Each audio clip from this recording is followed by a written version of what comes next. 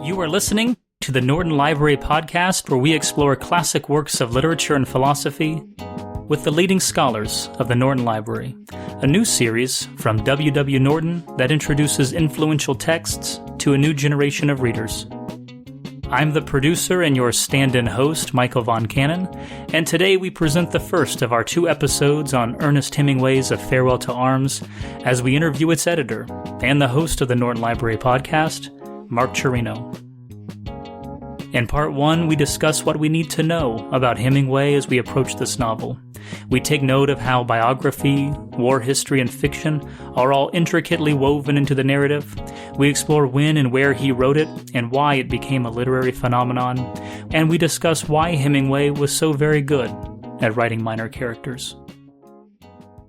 Mark Cirino is Melvin M. Peterson Endowed Chair in Literature at the University of Evansville in Indiana. He is the author of several books, including Ernest Hemingway, Thought and Action, Reading Hemingway's Across the River and Into the Trees, and One True Sentence, Writers and Readers on Hemingway's Art. Mark and I co-wrote that last book and also co-created One True Podcast, the official podcast of the Ernest Hemingway Society, and it is so great to have him today. Mark Cirino, welcome to the Norton Library podcast. Thank you, Michael. I feel welcome. And I should say welcome to the guest side. This is disorienting, but I'm really excited and I'm honored and flattered to be here. So thanks so much, Michael. You know, today we're talking about Hemingway's masterpiece, A Farewell to Arms, published in 1929. And before we talk about the novel, we should, of course, zoom out and talk about who Hemingway was during that year, kind of at the tail end of that decade, where he was, what he was writing, what was going on in his life during that period of time. Verna Kale already did a beautiful job on our previous episode with The Sun Also Rises. And The Farewell to Arms is 3 years later. What we can think of with Hemingway in 1929 is that from 1925 to 1929, so a period of 5 years when Hemingway was from 26 to 30 years old, he published 4 absolutely magnificent books. 2 novels and 2 books of short stories. So 1925, In Our Time, his first book of short stories.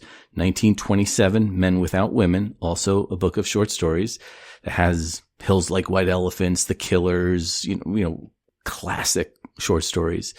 1926, The Sun Also Rises, and 1929, A Farewell to Arms. So 4 books in a span of 5 years that really established Hemingway's reputation. They made him Hemingway.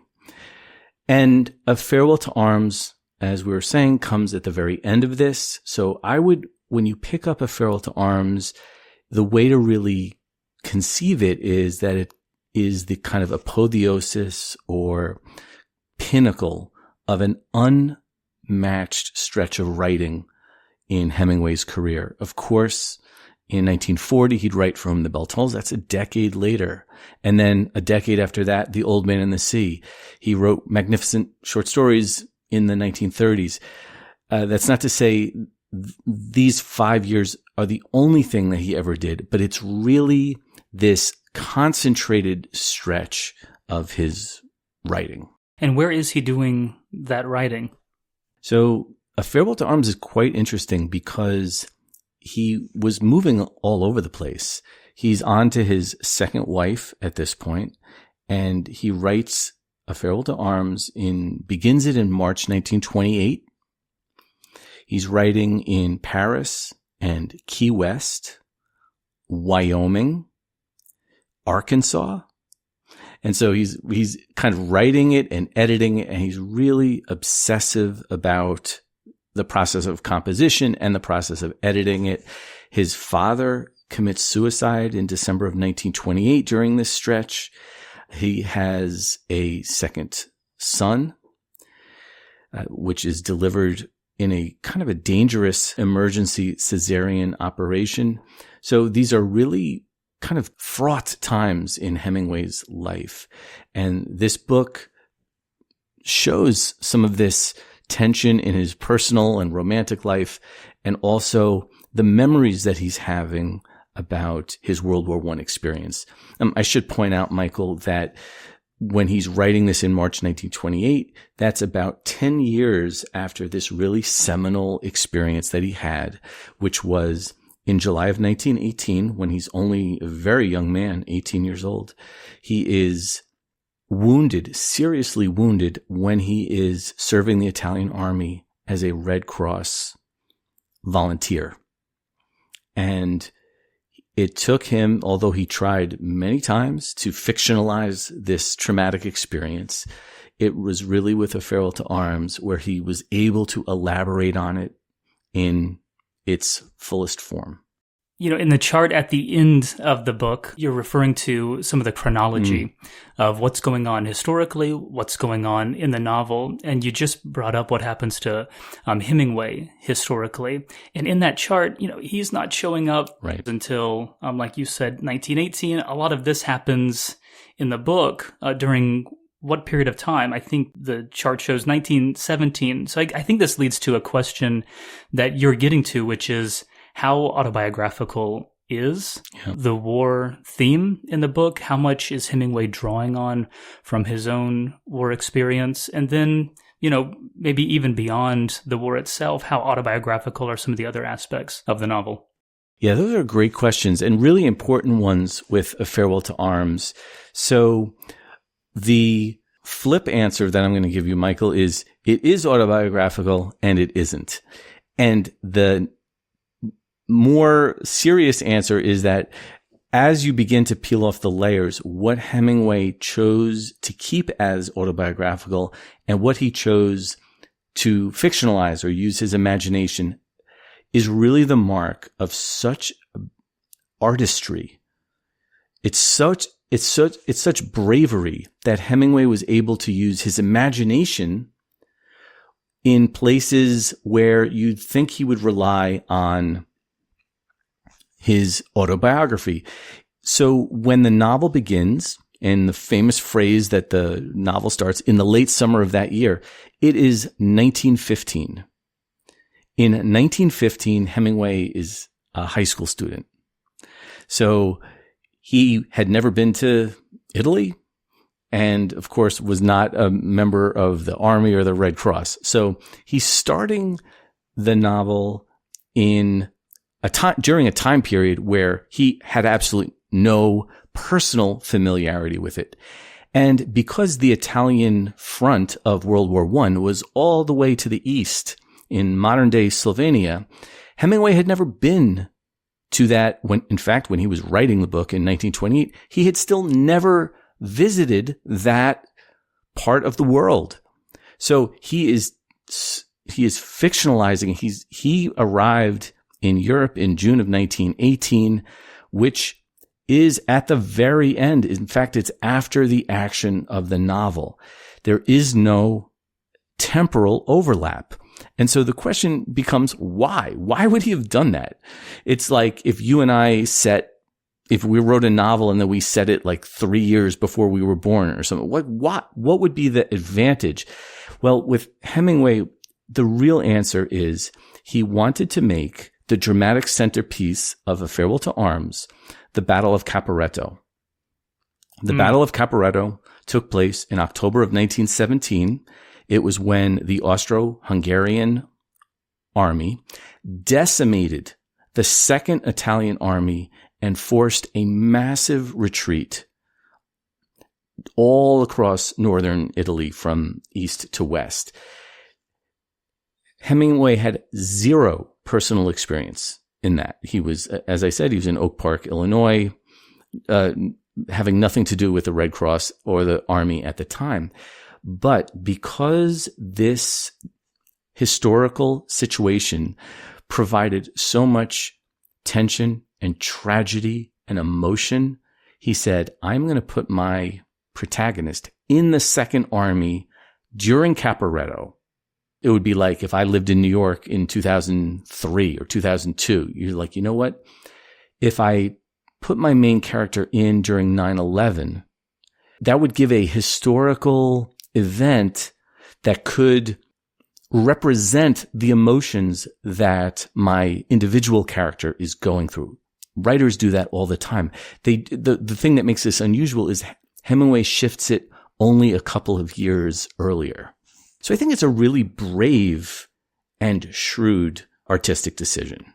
So the only thing that tangentially connects him to it is that he's in Italy during the war? I mean, if we're talking about Hemingway is serving. When Hemingway entered the war, in the sense that when he began really serving the Italian army, he was not a soldier. That was July of 1918, June and July 1918. And that was when Italy was beginning its improbable comeback. So the Battle of Vittorio Veneto, when Italy forced the surrender of the Austro-Hungarian Empire, which, given what happened previously, it was quite unexpected. It shocked people. Britain had a lot to do with it in the way that they helped the Italian army. America had very little to do with it. There was some support, but it was really England who understood how important it was that Italy not succumb to Germany.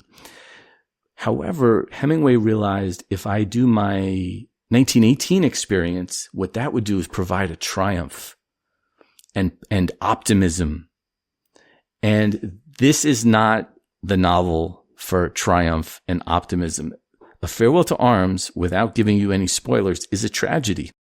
It's a novel about love as much as it is about war. And I wonder if for a few minutes you can talk about the way Hemingway is also thinking about his own experiences, maybe turmoil when it comes to love, and how that might show up in some way. So in July of 1918, after Hemingway is wounded, he recovers at a Red Cross hospital in Milan.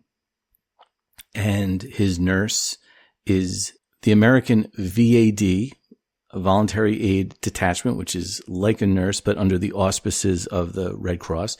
Her name is Agnes von Karowski. And Hemingway and von Karowski had some kind of a relationship where, depending on how we're going to view it, it was anywhere from a flirtation to they dated to it was a very serious commitment to each other. And the outcome of that is that when Hemingway returned home to America in January of 1919, he was still very much in love with Agnes von Karowski.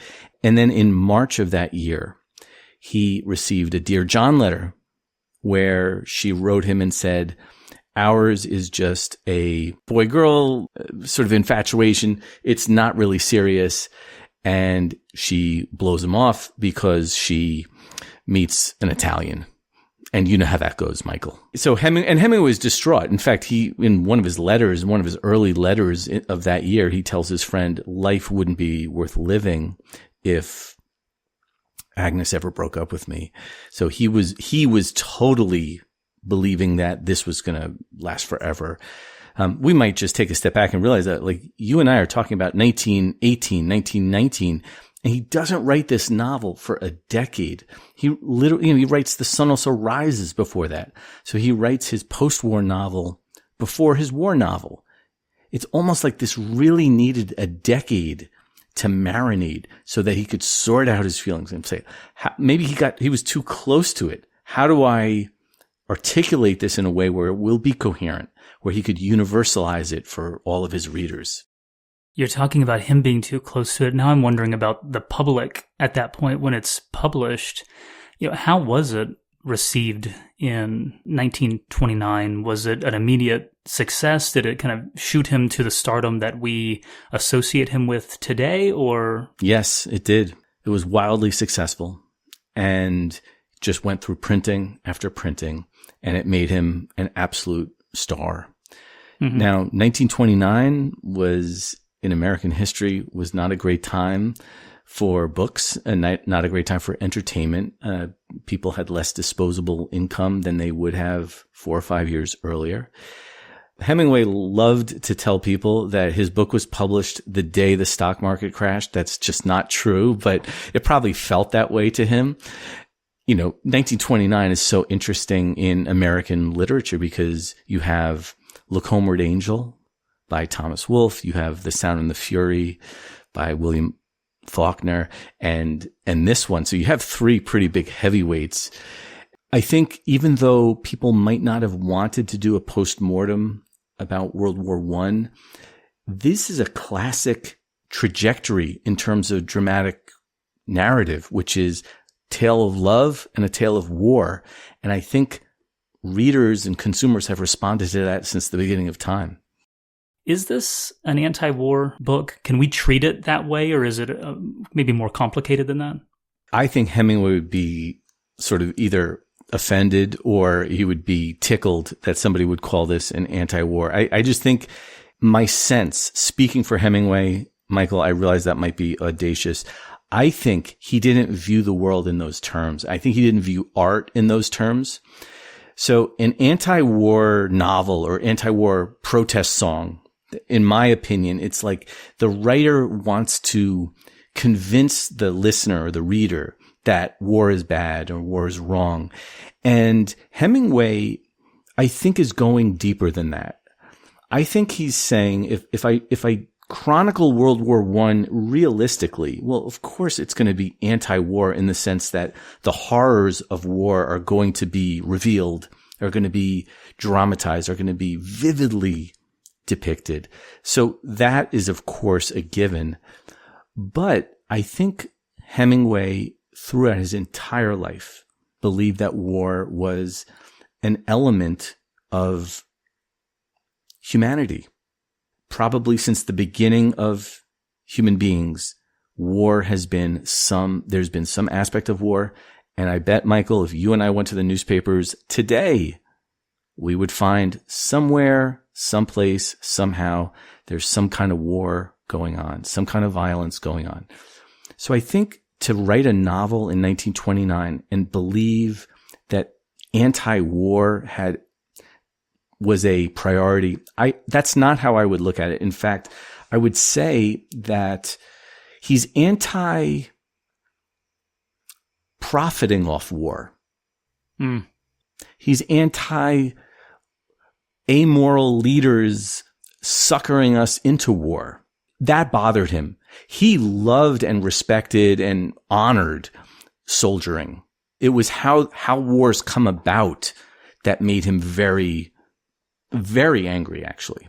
I wonder if you could talk about that maybe in connection to what is probably the most famous, or one of the most famous passages in the book itself, which is, and I'm not going to read the whole thing, but abstract words such as glory, honor, courage, or hallow were obscene beside the concrete names of villages, the numbers of roads, the names of rivers, the numbers of regiments, and the dates. If someone refers to a passage from this novel, I imagine 9 times out of 10, it's going to be that passage. Yep. Is that one of those moments that reflects what you're saying here, that he's against war profiteering, or the way that the leadership during a war might be corrupted or misguided, or how do you read that? I agree with you. I think what he's saying is anytime there's like the rumblings of war, listen to how people start talking. Listen to the language that they use. Words are very important.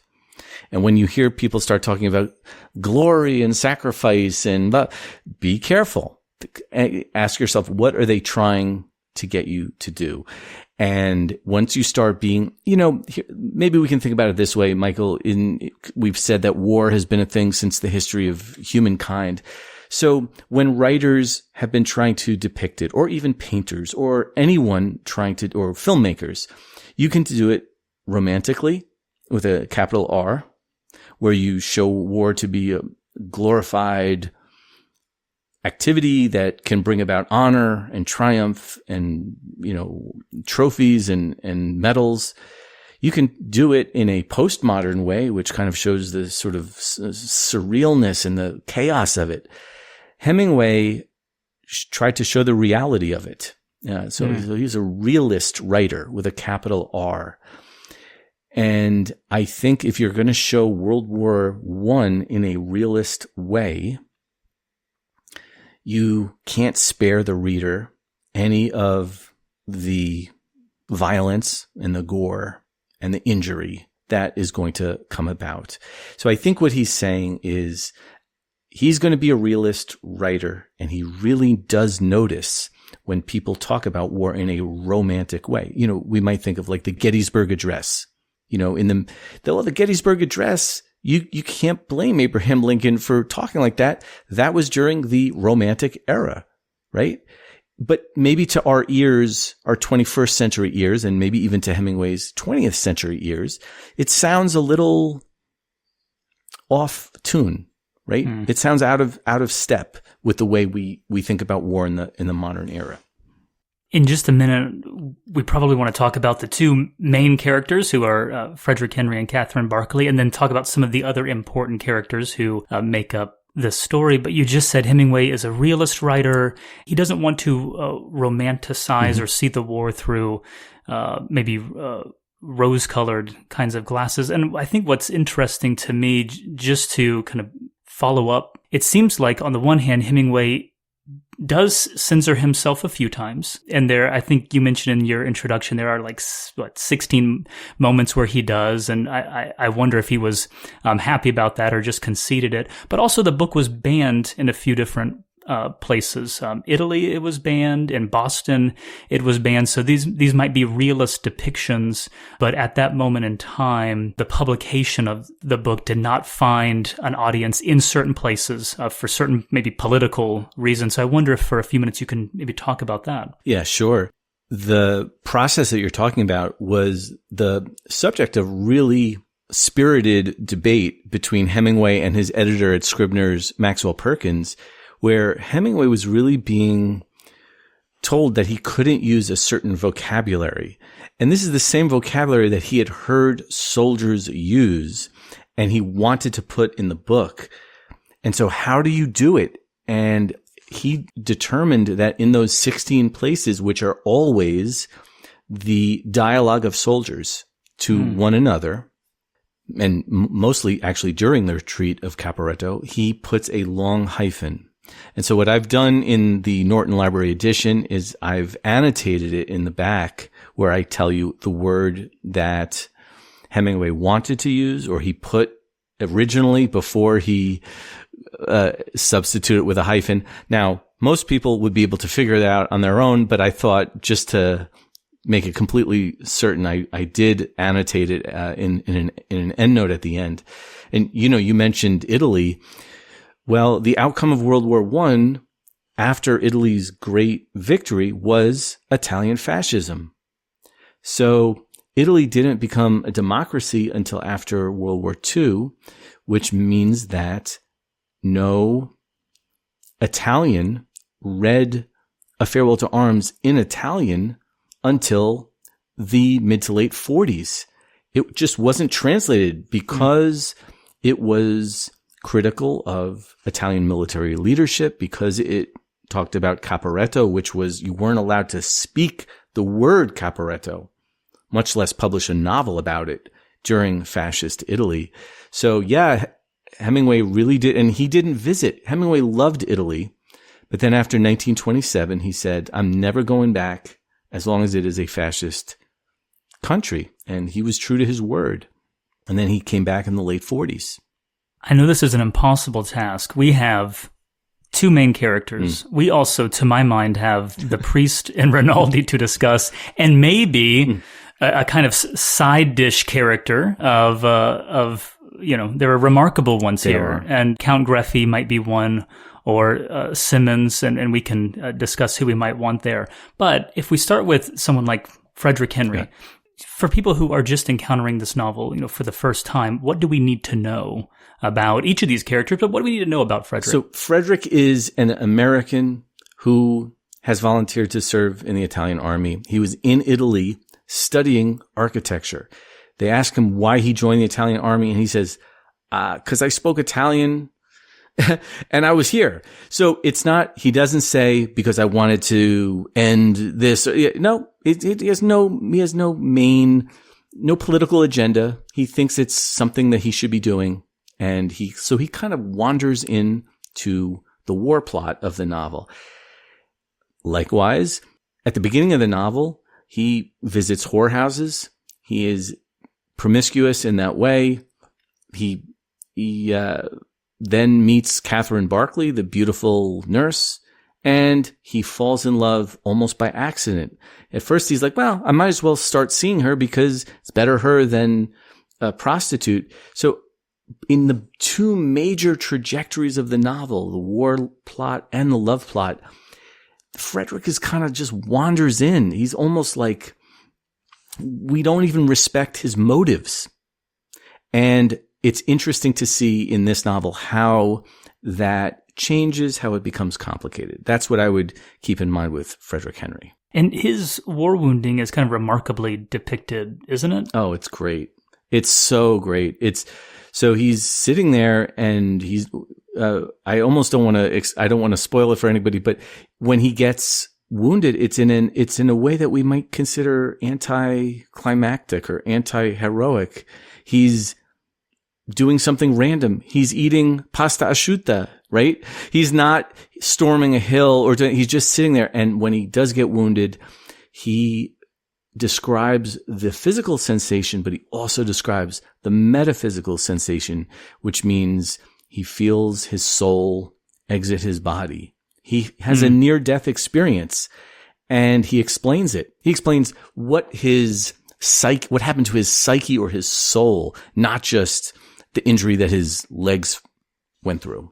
And you just mentioned her. Who is Catherine Barclay? Okay, so Catherine Barclay is not American in the novel. She is British, and she is an excellent nurse. Everybody likes her. She's funny.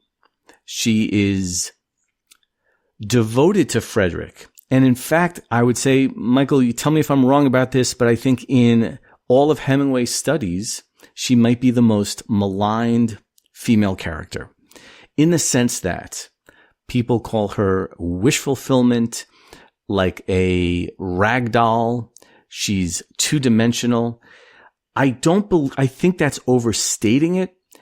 There are some episodes where she kind of apologizes for her feelings, and that's kind of frustrating and disappointing.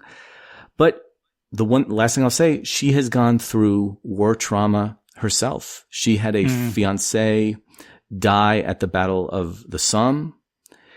And so she's having her own negotiation with war. We shouldn't forget that women had war trauma in their own way, even if they weren't soldiers.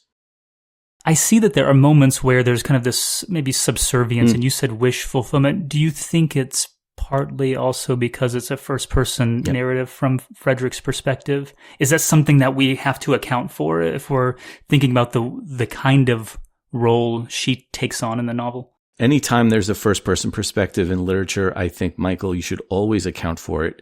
And then further observe that he's probably telling the story a decade after the events that have happened. So he is thinking about all this from the past. Nevertheless, you can bring up, well, even if it is from his perspective, why would this be his wish? Why would it be wish fulfillment to have somebody saying, there isn't me anymore, there's only you? And so feminists and feminist critics have really taken issue with Catherine Barclay. It's a very interesting thing to look at it through 21st century lenses.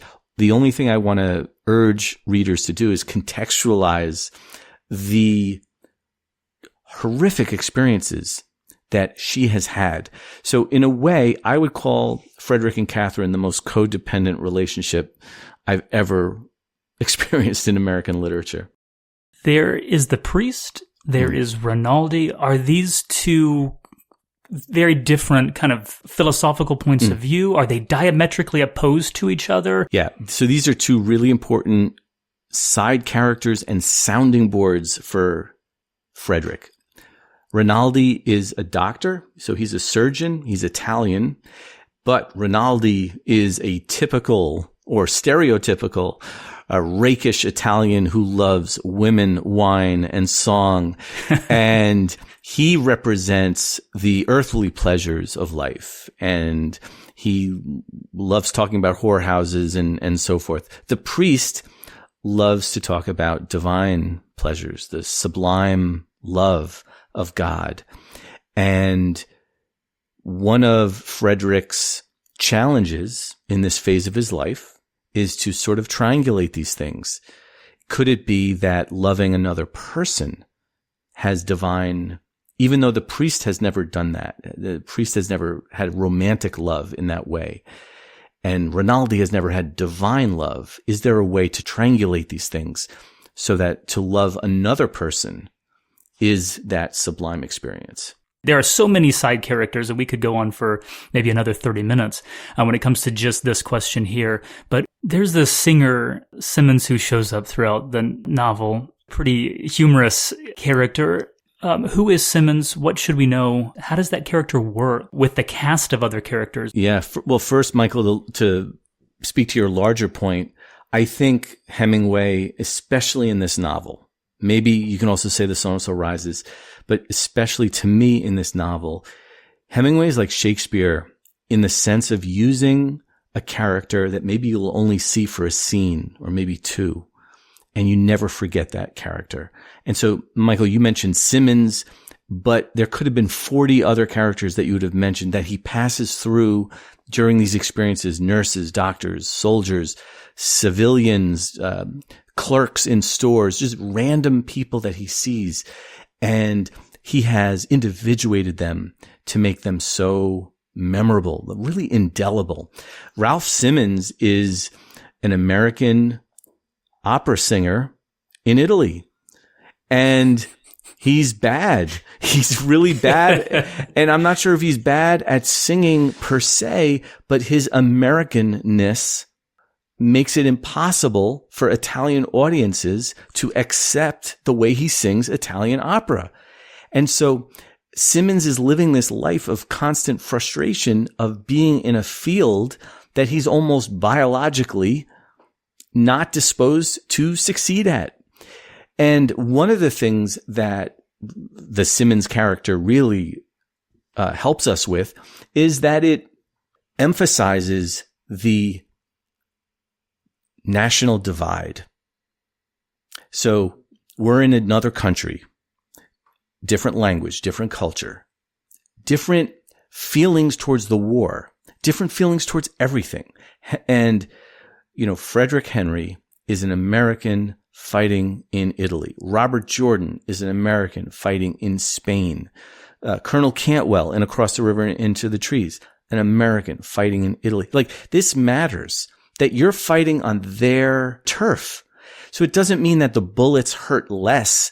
It just means that the war means something different to your native country when your native country is attacked versus what Frederick and ultimately what Hemingway was doing. Simmons kind of provides a comic parallel to that kind of disjunction. Mark Cirino, thank you for joining us on the Norton Library podcast to discuss your edition of A Farewell to Arms. Thanks, Michael. The Norton Library edition of A Farewell to Arms, edited by Mark Cirino, is available now in paperback and ebook. Check out the links in the description to this episode for ordering options and more information about the Norton Library, including the full catalog of titles.